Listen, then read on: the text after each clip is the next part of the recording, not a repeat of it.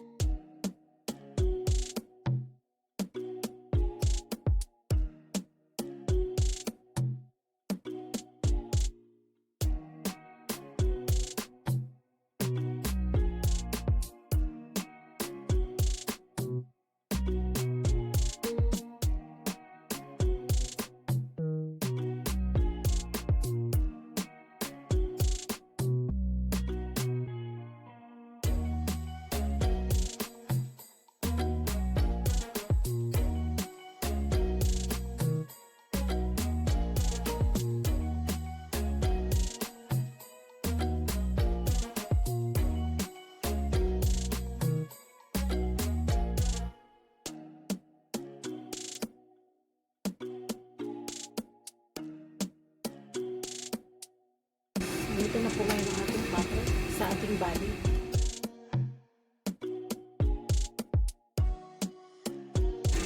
So, ang gagawin natin ngayon, ito-cut natin ito siya.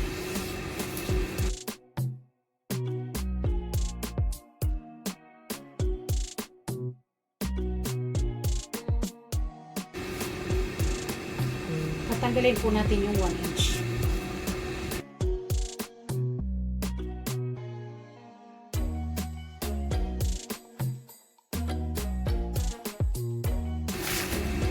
Okay? Ngayon po ay lalagay na po natin siya sa tela. 3 yards na hinati po sa dalawa. 3 yards o 3 meter na hinati po sa dalawa. Lalagay na siya.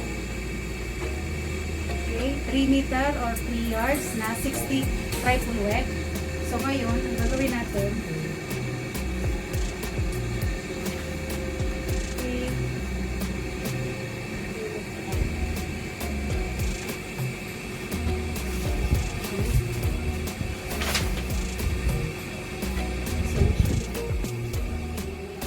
ito na yung open kasi ito yung sa may zipper side saka isang close. Okay? So ang waistline natin is 27. Waistline is 27.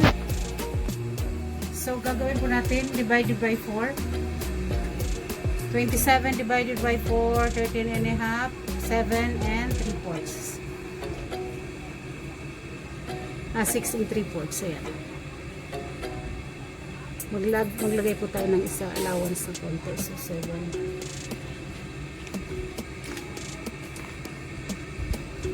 7. Kasi maglalagay pa tayo. Okay. Tapos ang haba po nito is from here to here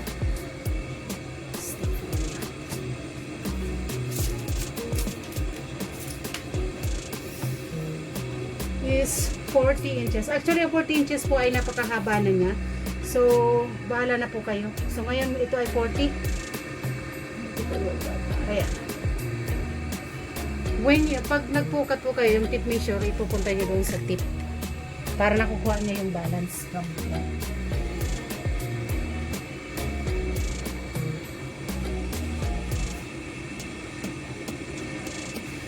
Yun. So, cut mo na siya.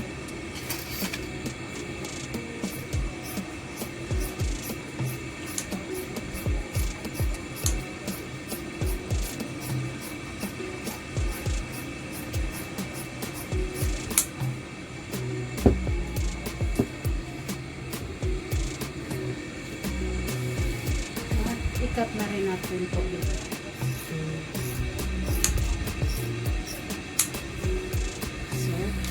Ito na yung ang isa rin pong technique pag magtatabas kayo, kailangan nyo po unahin ang skirt kasi sa 3 meters na yan doon mo na kukunin ang body sa sobra.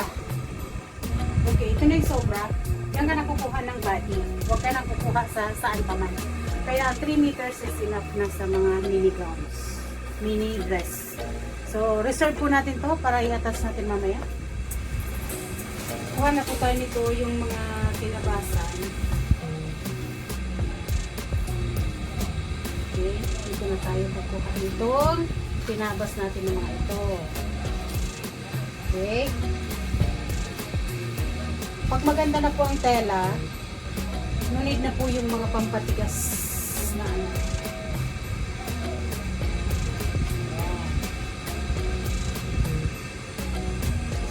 May allowance na siya, so sagad ko na siya dyan.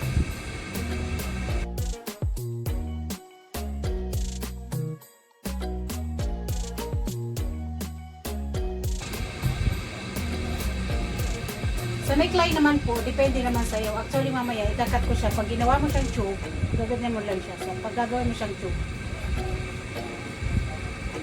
gaganyan mo lang siya. Tanggalin mo siya.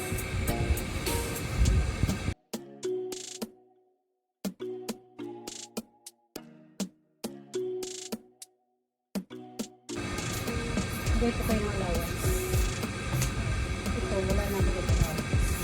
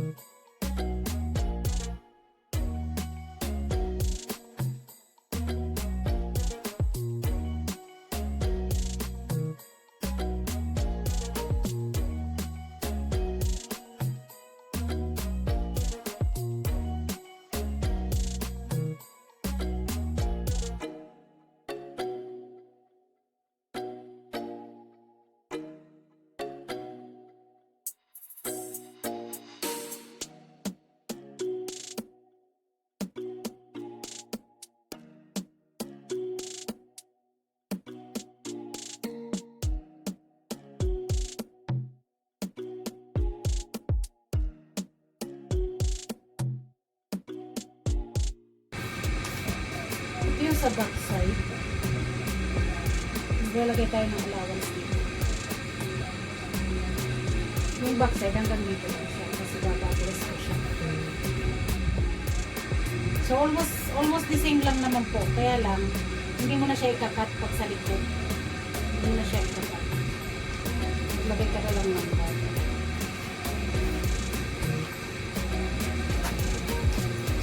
At maglagay ka ng allowance kasi pag nagsisipper, magagawin ka siya.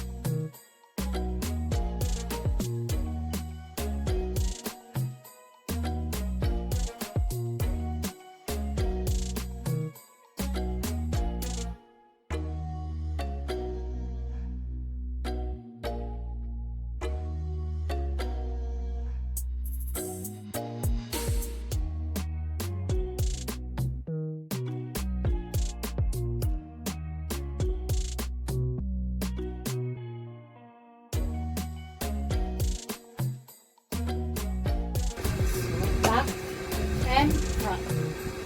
Itatahin na po natin. Hello! Magandang hapon po sa inyong lahat. Ngayon po ay may papakita ko na po sa inyo ang aking finished product. Ayan po. Ayan. Pasensya na, medyo makalat kasi magbabagahe kami. So, ang daming mga nagkalat dito. Ito po ay isang tutorial na para po sa isang simpleng pang-abay lamang. Yan na po ang finished product na aking ipinakita sa inyo at kung paano ko po gupitin. Maraming salamat. Kung may katanungan po, paki-comment down below na lang po. Any comment, any question, kindly comment na lang sa ating comment section. Maraming salamat po at sana po patuloy mo po kaming subaybayan sa aking mga vlogs. Pasensya na haggardness ang beauty natin kasi super humid po ang Kuwait. As in super humid. Hindi ka makalabas. Mainit sa ulo. Kaya maraming salamat po sa patuloy na panonood. God bless. See ya.